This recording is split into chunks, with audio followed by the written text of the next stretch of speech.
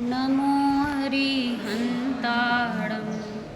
नमो सेत्थाणं नमो आयरियाणं नमो वच्छायाणं नमो लोये सवसाहूणं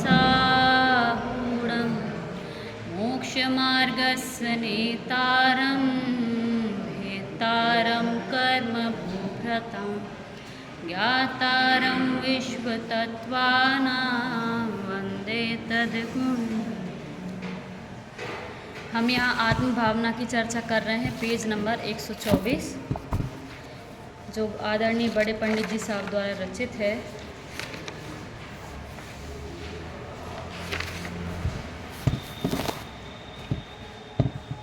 कल हमने रिवीजन कर लिया था, अभी 2-3 छंदों का रिवीजन करके आगे बात करेंगे। शुरू के कुछ छंदों में देव का, शास्त्र का और गुरु का स्वरूप आया है।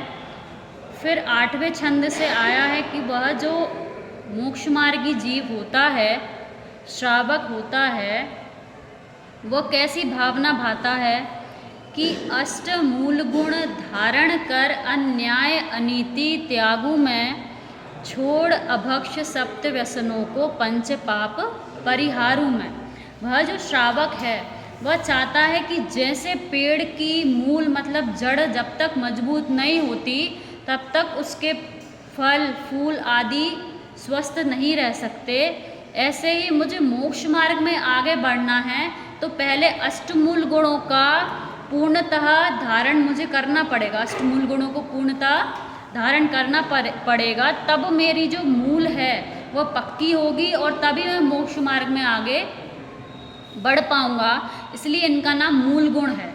मूल गुणों का धारण करना है और अन्याय अनीति त्यागु में। अन्याय की परिभाषा हमने कल देखी थी कि पद विरुद्ध कार्य करना, ये होता है अन्याय। और अनीति मतलब, नीति मतलब क्या होता है? रूल्स रेगुलेशन, कहीं भी नीति है ना। तो अनीति किसे कहेंगे कि जिस जगह की जो नीति है उसके विरुद्ध काम करना, वो क्या होगी? अनीति होगी। तो वो ये भावना भा रहा है कि हे प्रभु, मैं अष्टमूल गुणों को धारण करूं, अन्याय अनीति को छोड़ दूं, अभक्ष आदि सप्त व्यसनों को और 5 पाप को जिस तरह एक शत्रु का परिहार किया जाता है, ऐसे मैं इनका क्या करूं? परिहार करूं। फिर आगे देखा था हमने कि सदा करूं स्वाध्याय तत्व निर्णय सामायिक आराधन। आराधन का अर्थ देखा था हमने। आराधन अर्थ होता है प्रसन्नता, ठीक है। तो जो स्वाध्याय तत्व निर्णय और सामायिक है, इसका फल है आराधना। स्वाध्याय से मोक्ष मार्गी जीव को क्या मिलती है? प्रसन्नता। कैसे मिलेगी प्रसन्नता? कि जिनवाणी में बताया है कि जब ये देह तेरी नहीं है तो अन्य संयोग भी तेरे नहीं हैं, एक द्रव्य दूसरे द्रव्य का कुछ नहीं कर सकता। तो ऐसी बातें सुनकर निर्णय कर उस जीव को बिल्कुल निर्भरता आ जाती है। निर्भरता आ जाएगी तो क्या होगी? स्वयं प्रसन्नता होगी। तो आराधना किसका फल है? कि स्वाध्याय तत्व निर्णय और सामायिक का फल क्या है? आराधना है। तो वह भावना क्या भा रहा है कि हे प्रभु, मैं सदा स्वाध्याय तत्व निर्णय और सामायिक करूं। तो स्वाध्याय सदा कर सकते हैं क्या? ये हमने कल देखा था कि अध्ययन तो लिमिटेड टाइम के लिए कर सकते हैं, लेकिन उसका विचार करने के लिए समय बाधित नहीं है, वो हम कभी भी कर सकते हैं। तो स्वाध्याय निरंतर करते रहना चाहिए। फिर लिखा है विनय युक्ति और ज्ञान दान से। विनय क्या? कि देवशास्त्र गुरु के प्रति श्रद्धा होना, उनकी बात को सच्चा मानकर वैसा आचरण करने की कोशिश करना ही सच्ची विनय है। तो विनय युक्ति और ज्ञान दान से। ज्ञान दान मतलब कि जो जीव, जो साधर्मी जीव कुछ समय के लिए कषाय के वश होकर यदि धर्म मार्ग से च्युत हो जाएं, तो उन्हें सही समय पर ज्ञान दान देना। ऐसा नहीं कि उसको बिल्कुल उसका तिरस्कार करना, इधर उधर उसकी बातें करना, ऐसा नहीं होता मोक्ष मार्गी जीव। अगर एक कुछ समय के लिए उसकी विपरीत परिस्थिति दिखाई दे रही है तो उससे तिरस्कार नहीं करना, उसके दोषों को निकालने की कोशिश करना। दोषी को नहीं निकालना। किसको निकालना है? उसके दोषों को निकालना है, क्योंकि वो एक समय की पर्याय है, एक समय बाद वैसी पर्याय तो निरंतर बदलती है। तो वो एक समय की पर्याय है, बाद वह भी द्रव्य दृष्टि से देखे तो वह भी भगवान आत्मा है। जैसे भगवान के गुण है ना, ऐसे उसमें गुण है। तो ये जो मोक्ष मार्गी जीव होता है वह निरंतर ये भावना भाता है, और जब भावना भाएंगे ऐसी, तब जब कोई चीज़ ऐसी परिस्थिति बनेगी तो हम वैसा करेंगे। हम भावना ही नहीं भाते हैं ऐसी। हम क्या करते हैं कि यदि कोई दोषी दिखाई देता है तो हमें वो शत्रु की तरह दिखता है, उसमें हम राग द्वेष करते हैं।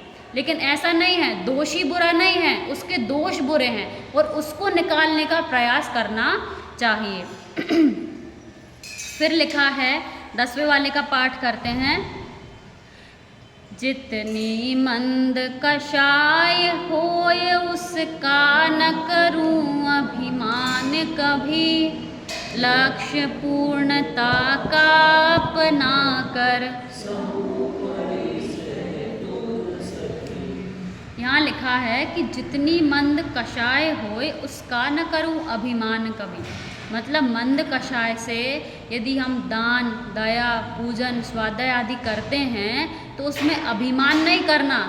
ये नहीं कहना हम तो 1 साल से 1 टाइम ही खाना खा रहे हैं, हम तो 10 साल से हमने किसी से लड़ाई नहीं की, हम ऐसा नहीं करते, हम ऐसा नहीं करते। मोक्ष मार्गी जीव कभी भी मंद कषाय में संतुष्ट नहीं होता, क्योंकि किंचित राग भी बुरा है। अगर अपने घर में गंदगी हो जाए और पूरी जगह साफ कर दे, थोड़ी सी रह जाए तो ये सोचते हैं कि थोड़ी सी तो बची है, बाकी तो कर ही दी, थोड़ी सी रह जान दो। लेकिन थोड़ी सी गंदगी भी बुरी है। वैसे ही मोक्ष मार्गी जीव किंचित राग मतलब मंद कषाय होती हैं कुछ समय के लिए, तो उसमें अभिमान नहीं करता। जैसे कोई टॉप करना चाहता है क्लास में, 100 मार्क्स लाना चाहता है, तो वो 99 में खुश रहता है क्या?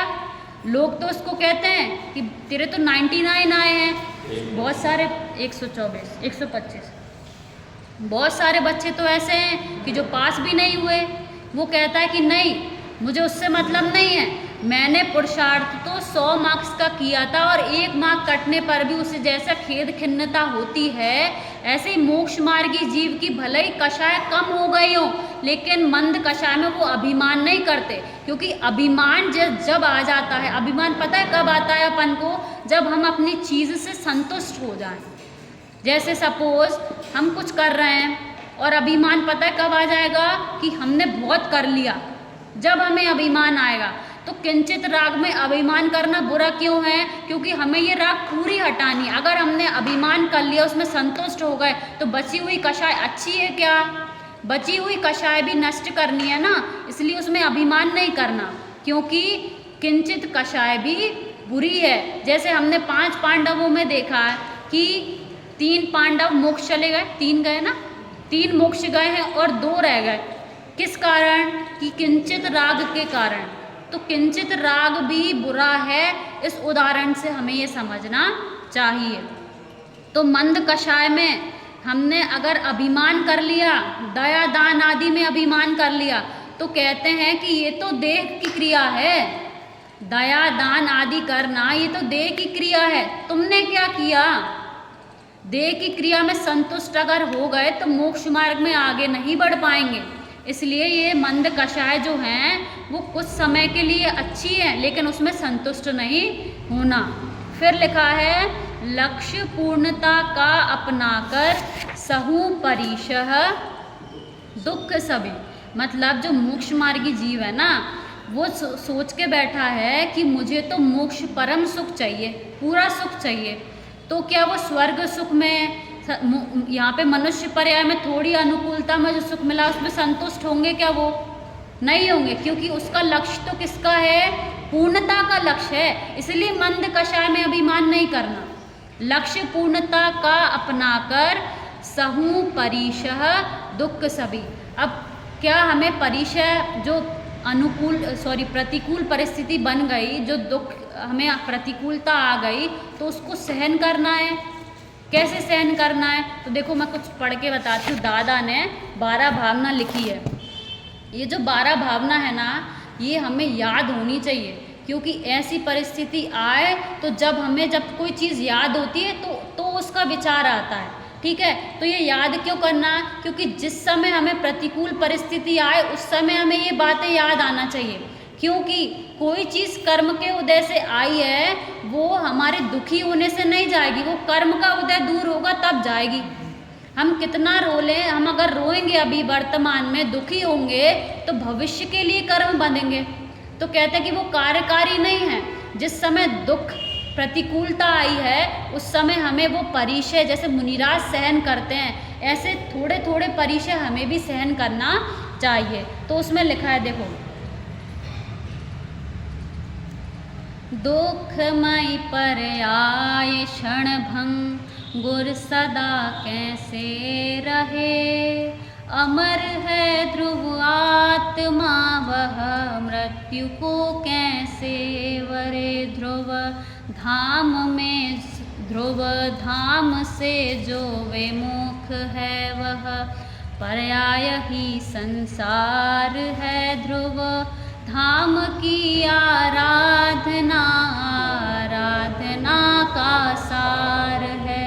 ये अनित्य भावना में बताया कि दुखमयी जो पर्याय है ना वो क्षण भंगुर है, वो सदा रह सकती है क्या? जो पर्याय है उसका स्वभाव ही है परिवर्तित होना, एक समय की पर्याय होती है। अब देखो कि जिनवाणी का एक वाक्य भी, एक परिभाषा का निर्णय करना भी हमारे लिए कितना सुखदायक होता है। पर्याय की परिभाषा पता है कहाँ आई है? बच्चों को पढ़ाते हैं ना लघुजन सिद्धांत प्रवेशिका, उसके शुरू के प्रश्नों में पर्याय की परिभाषा आई है कि गुणों के परिणमन को पर्याय कहते हैं, और परिणमन जो है ना, चेंज होना, वो नित्य है। परिणमन होना भी नित्य है, मतलब कोई भी चीज़ चाहे वो जो अशुद्ध पर्याय है वो निरंतर बदलेगी, ठीक है। तो जो दुखमयी यहाँ पे लिखा है दादा ने कि दुखमयी पर्याय क्षणभंगुर सदा कैसे रहे, कैसे रह सकती है वो सदा, कि अमर है ध्रुव आत्मा, जो आत्मा है ना वो अमर है, वह मृत्यु को कैसे वरे। जो अमर है वो उसका कभी नाश हो सकता है क्या? जो द्रव्य है ना, उसमें परिभाषा बताई है कि जो द्रव्य है वो सदा वैसा का वैसा रहता है, उसके ना ही कभी एक भी गुण कम होते हैं ना एक भी गुण बढ़ते हैं।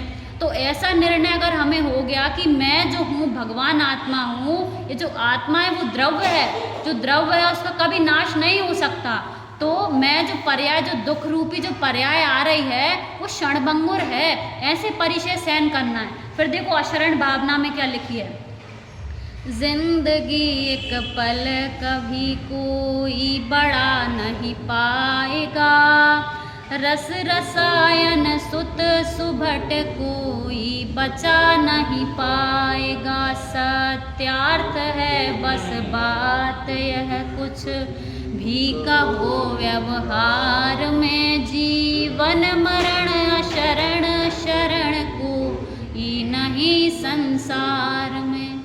क्या लिखा है कि जिंदगी जो हमारा जीवन है ना वो कोई भी बड़ा नहीं पाएगा। यहाँ पे लिखा है कि सुत माने पुत्र हो या सुभट हो, आपका कितना ही योद्धा वाला सैनिक हो, किसी राजा को बचा पाया कि कितने बड़े बड़े सैनिक हुए, नहीं बचा पाया। तो हमें क्या करना है कि जिस समय प्रतिकूल परिस्थिति आए उस समय ऐसी भावनाओं का चिंतन हमें होना चाहिए। पहली बात तो कि जब जिनवाणी हो तो जिनवाणी से पढ़ो, नहीं तो ऐसी चीज़ें याद होनी चाहिए। जिस समय भी हम बैठे हैं दुखी हो रहे हैं उस समय इन सबका चिंतन होना चाहिए।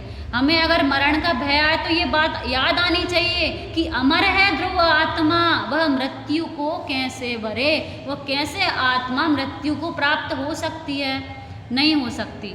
तो ऐसे लिखा है कि ऐसे भावनाओं द्वारा मैं परीक्षाओं को सहन करूं, जो कर्म के उदय से रोग आदि विपरीत परिस्थिति आई है इसको क्या करूं, मैं सहन करूं।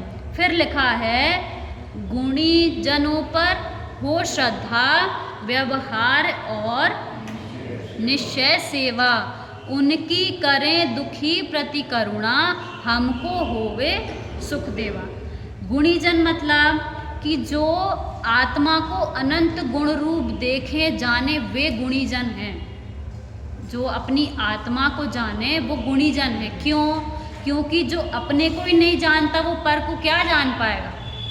जिसको अपनी खबर नहीं है वो पर की खबर उससे क्या होगी। तो गुणीजन कौन है, हमें शरण कौन है, कि वे गुणीजन हमें शरण है जो अपनी आत्मा को जानते हैं। क्यों? क्योंकि हमें मोक्ष मार्ग में लगना है, मोक्ष जाना है, तो हमें उस मार्ग पे कौन लगाएगा, कि वे गुणीजन लगाएंगे जो अपनी आत्मा को जानते हैं। तो ऐसे गुणीजनों पर हमें श्रद्धा होनी चाहिए। क्यों? क्योंकि जो सुखी हैं वही तो हमें सुख का मार्ग बताएंगे। जो खुद ही डूब रहे हैं संसार में, वो हमें कैसे पार लगाएंगे? क्योंकि अगर उन्हें पार होने का रास्ता पता होता तो वो डूब रहे होते क्या? नहीं डूब रहे होते। ऐसे कुदेवादी की श्रद्धा नहीं, किसकी श्रद्धा करना, कि गुणीजनों की श्रद्धा करना और उन्हीं की व्यवहार और निश्चय सेवा करना। निश्चय सेवा क्या, कि जैसे जिस मार्ग पर वो लगे हैं, जिसकी श्रद्धा से वो घर मकान सब कुछ छोड़कर मोक्ष मार्ग में आगे बढ़ेगा, उनने बिल्कुल भी आगे पीछे की नहीं सोची कि क्या होगा, कल मुझे भोजन मिलेगा कि नहीं मिलेगा। ये सब कुछ चिंताएं छोड़कर जो मोक्ष मार्ग में आगे बढ़ गए, ऐसे गुणी जन जो हैं, उन्हीं के बताए हुए मार्ग पर, उन्हीं के बताए हुए आत्मा को मैं जानूं, ये तो उनकी निश्चय सेवा है। और व्यवहार सेवा क्या है, कि व्यवहार सेवा ये है कि हम उन्हीं के समीप रहें। उनके समीप कौन रह सकता है, गुणीजनों के पास कौन रह सकता है, कि जो उन्हें अच्छा लगा है वो हमें अगर अच्छा लगेगा तो हम उनके पास रह सकते हैं। ठीक है, ऐसे कोई नहीं रह सकता गुणीजनों के पास कि आप लगो स्वाध्याय में, मैं तो अभी थोड़ी देर गाने सुन लूँ, इधर घूम लूँ और फिर जब प्रवचन का समय होगा तो मैं आ जाऊँगा। ऐसा हो सकता है क्या? कि नहीं, उनके पास रहकर समाधि मरण आदि कराकर हमें पता चलता है कि कैसे कैसे परिणाम शिथिल हो जाते हैं अंत समय में, तो कैसे उनको सही करना है, कैसे स्थितिकरण आदि करना है। तो गुणीजनों के पास रहकर ये सब कुछ सीखने हमको मिलता है। तो ये क्या है, ये व्यवहार सेवा है। फिर लिखा है, उनकी करें दुखी प्रति करुणा। मतलब यदि गुणीजन हो और यदि कोई प्रतिकूल परिस्थिति आ जाए तो उनके प्रति करुणा करके उनको धर्म मार्ग में लगाना, जैसे बन जाए वैसे धर्म मार्ग में लगाना। बड़े पंडित जी साहब कहते हैं कि जैसे बच्चों की जिम्मेदारी होती है ना, माता पिता की जिम्मेदारी होती है बच्चों को संभालना, ऐसे ही श्रावक की जिम्मेदारी होती है कि त्यागी व्रतियों को संभालना। ये हमारी जिम्मेदारी है। जैसे माता पिता अपने बच्चों की एक एक चीज़ का ख्याल रखते हैं ना, ऐसे ही श्रावक को त्यागियों की एक एक चीज़ का ख्याल रखना चाहिए। तो ये इसलिए लिखा है कि गुणी उनके दुख के प्रति करुणा हो और हमको होवे सुख देवा। हमको क्या सुख मिलेगा, क्या सुख मिलेगा उनके पास उनकी सेवा करने से, कि भाई बहुत कुछ मिलेगा। कि तुम संसारी जीव के पास जाओगे ना तो वो तो तुमसे कहेगा कि अरे यार रावगढ़ में क्यों रह रहे हो, वहाँ जाओ, विदेश में जाओ, बड़े बड़ी सिटियों में जाओ, वहाँ देखो क्या क्या कितने कितने पैसे कमा रहे हैं। संसारी जीव के पास जाओगे तो वो संसार का मार्ग बताएंगे, और मोक्ष मार्गी जीव के पास जाओगे तो वो मोक्ष मार्ग बताएंगे। तो संगति का असर बहुत बड़ा होता है। संगति कैसी, कि जैसी जिनके समीप रहोगे वैसी गति हो जाएगी। इसलिए संगति अच्छी होना चाहिए, गुणी जनों के समीप रहना चाहिए, वो अपन को मोक्ष मार्ग दिखाएंगे और संसारी जीव आपको संसार का मार्ग दिखाएंगे।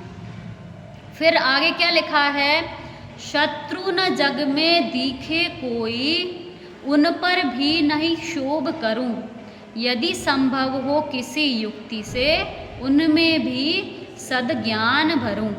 जैसे शत्रु अगर कोई दिखे, अगर हमें लग रहा है कि ये हमारा बुरा कर रहा है, तो कैसे उसको शत्रु ना माने, कैसे ना माने, कि उस समय भेद विज्ञान करो।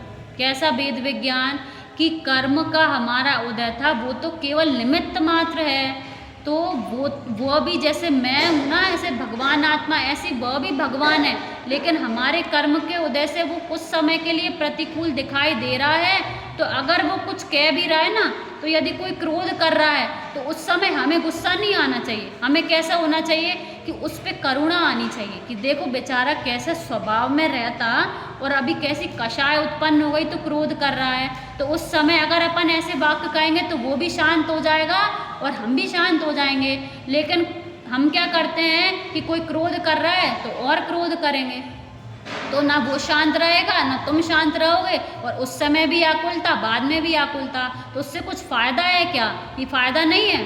कषाय जीव को शांत कब करना? उस समय नहीं, जब थोड़ी कषाय मंद हो जाए तब शांत करना, और जिस समय उसकी कषाय उस समय उसको भी भगवान देखो और खुद को भी भगवान देखो, तो ना खुद को कषाय होगी और ना उसको कषाय में निमित्त बनोगे आप खुद। तो जो शत्रु जग में दिख रहा है ना, उस पर क्षोभ नहीं करना, उसको देख के आकुलता नहीं करना। क्या करना? यदि संभव हो, अगर आपको जगत में बहुत सारे लोग आपके प्रतिकूल दिखाई दे रहे हैं, तो यहाँ पे ये लिखा है क्या कि एक एक को जाके समझाओ? ये नहीं लिखा। आपका जीवन निकल जाएगा, आप नहीं समझा पाओगे किसी को। यदि संभव हो, आपको लग रहा है कि आप उसको डायरेक्ट समझा सकते हो तो डायरेक्ट समझाओ। अगर नहीं समझ रहा हो डायरेक्ट, तो आपको लगता है कि ये भाई पापा की बात मानता है तो पापा को कह दो, दीदी की बात मानता है तो दीदी को कह दो। इसलिए लिखा है युक्ति से, प्लानिंग करके, सोच समझ के। ऐसा नहीं कि जब कषाय तभी बोल दिया अरे तू कैसा कर रहा है ये और वो, और गलत गलत बोल दिया तो उस समय उसकी और कषाय होंगी।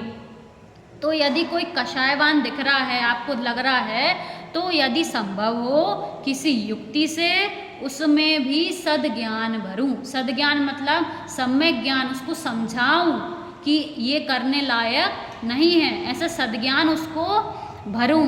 फिर लिखा है आगे, राग नहीं हो लक्ष्मी का, नहीं लोक जनों की किंचित लाज। राग नहीं हो लिखा है, क्यों? क्योंकि हम राग के कर्ता नहीं हैं। निचली भूमिका में राग अपने आप होगा। तो क्या लिख रहे हैं कि राग नहीं करूं, ये नहीं लिखा, राग नहीं हो। हे प्रभु, परिस्थिति आ जाए तो मुझे राग ना हो, करूं नहीं लिखा, क्योंकि निचली भूमिका में आपको राग आएगा, क्योंकि अभी अनंतानुबंधी कषाय पड़ी है, तो उस संबंधी तीव्र क्रोधमान मायालोवादी होंगे कि नहीं होंगे, कि वो कषाय उस समय होगी। लेकिन क्या करना है कि भाई स्वभाव का आश्रय ले लो तो अपने आप अनंतानुबंधी चली जाएगी। तो उतना क्रूरता से जो क्रोधमान मायालोवादी हो रहे थे वो अपने आप नष्ट हो जाएंगे।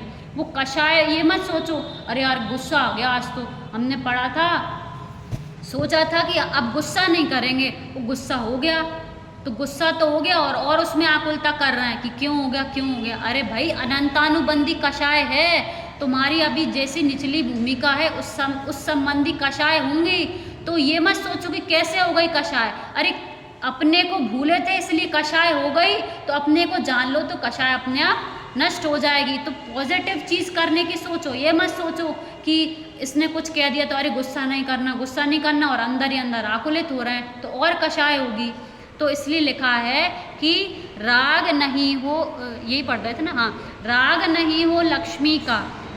मुनिराज आदि की चर्चा यहाँ पे भी ले सकते हैं कि वो, या फिर मोक्ष मार्गी जीव की भी ले सकते हैं कि लक्ष्मी माने धन, पैसा, सुख सुविधा, इंद्रिय के भोग, ये सब, इन सब में राग नहीं हो मतलब अगर नहीं हो तो ना चाहूँ, और है पुण्य के उदय से, तो ये ना सोचूं कि चला जाए या उसमें राग नहीं करूं, कि पुण्य के उदय से आपको लक्ष्मी मिली है तो आप उसमें भी कुछ नहीं कर सकते। मिली है तो पुण्य के उदय से मिली है, और नहीं मिली तो भी राग नहीं करूं, और नहीं लोक जनों की किंचित लाज। जो मोक्ष मार्ग में लगना चाहता है ना, उसको लोक जनों की लाज नहीं करना चाहिए। जैसे मुनिराज हैं, मुनिराजों का एक परिचय है नग्न परिचय, है ना, नग्न परिचय। तो नग्न परिचय में, उसको परिचय में क्यों लिया? क्योंकि अभी जैसे चक्रवर्ती है, चक्रवर्ती की इतनी रानियां, इतना सब कुछ, सब लोगों का स्वामी था, और अब वो नग्न दशा उसको आ गई, तो थोड़ी तो लगता है ना मन में कि अभी तक मैं इतने अच्छे से रहता था, अब नग्न दशा आ गई। तो ये नग्न परिचय में लिया इसको, कि नग्नता जो है वो परिचय है। तो क्या लोगों की लाज के लिए मैं ना धारूं वस्त्र? क्यों मुनिराज नग्न रहते हैं? क्योंकि अगर वस्त्र पहनेंगे, अगर वस्त्र रखेंगे, सिर्फ अपन मान लो कि अच्छा वस्त्र के लिए रखेंगे, तो कितनी प्रॉब्लम खड़ी हो जाएगी। देखो, वस्त्र रखेंगे तो वस्त्र रखने के लिए बैग चाहिए। अब एक जगह से दूसरी जगह जा रहे हैं तो बैग कोई लेना जाए तो ट्रेन में बांधने के लिए चेन चाहिए, चेन चाहिए तो ताला चाहिए, ताला है तो चाबी चाहिए, चाबी है तो जेब रखने के लिए पॉकेट चाहिए, वस्त्र हैं तो साबुन आदि भी चीज़ें चाहिए। अब साबुन ख़त्म हो जाए उसके लिए पैसे भी चाहिए, तो केवल एक वस्त्र रखने में कितनी प्रॉब्लम खड़ी हो रही हैं। तो इसलिए कि वस्त्र मुनिराज रखते ही नहीं हैं। तो क्या वस्त्र अगर मुनिराज के शरीर पर हैं तो केवल ज्ञान नहीं होगा क्या? अगर कोई मुनिराज आत्म ध्यान में बैठे हैं और आपको दिख रहा है ऊपर से कि अगर वस्त्र किसी ने डाल दिया तो केवल ज्ञान नहीं होगा कि? अरे हो जाएगा।